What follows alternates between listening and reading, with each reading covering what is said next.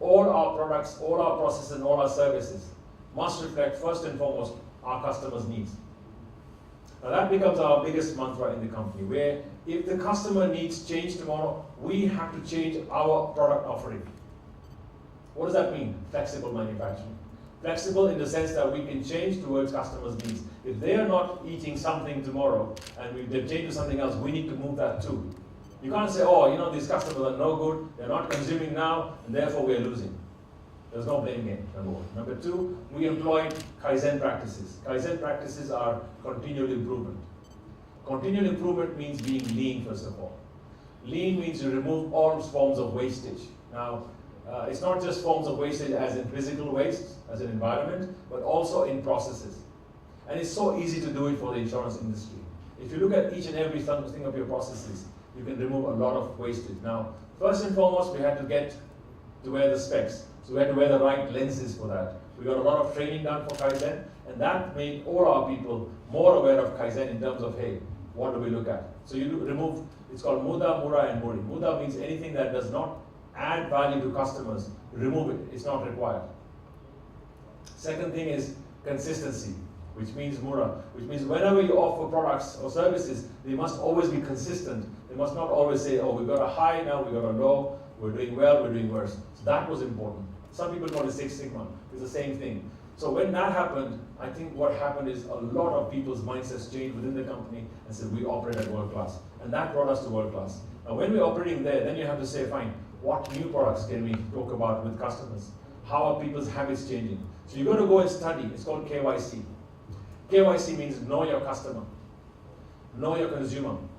Really need to go and sit with them and see how do they consume products, what happens. So in the food area that we work in, you actually see what's going to change and what's happening in the future. And then you offer people products in those packages.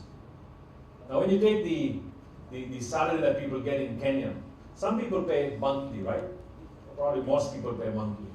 There are people who get mid-month pay too. And there are people who get paid daily.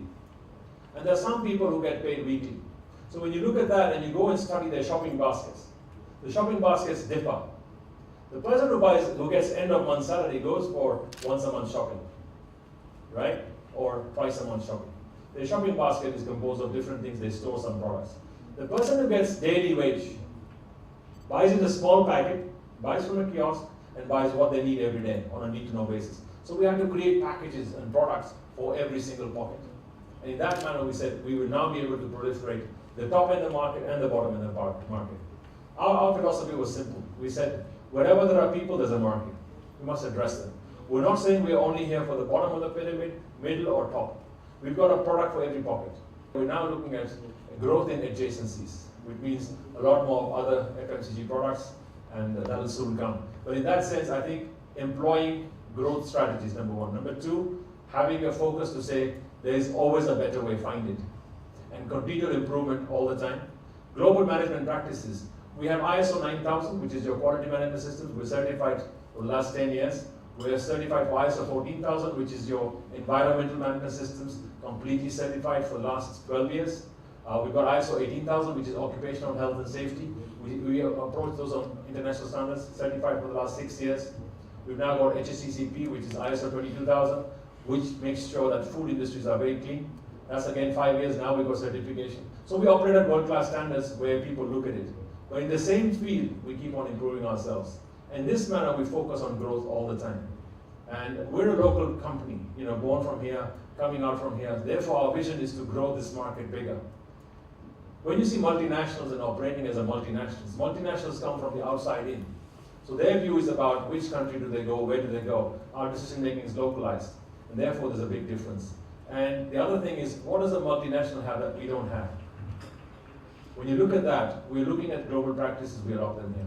What we probably don't have is a network of 50 countries or 60 countries and people around the world. But then we saw that being a handicap for a lot of the global multinationals, because their decision-making processes are like elephants. They take too long to take decisions to move. We can do that faster here. So there are pluses and minuses, but at the same time, we can employ technology. So whatever technology is not available locally, we employ it. And again, one more thing, when you buy equipment, you buy the best, because otherwise, you don't buy it every day. And investing in technology, that was a barrier to entry from multinationals. We adopted that.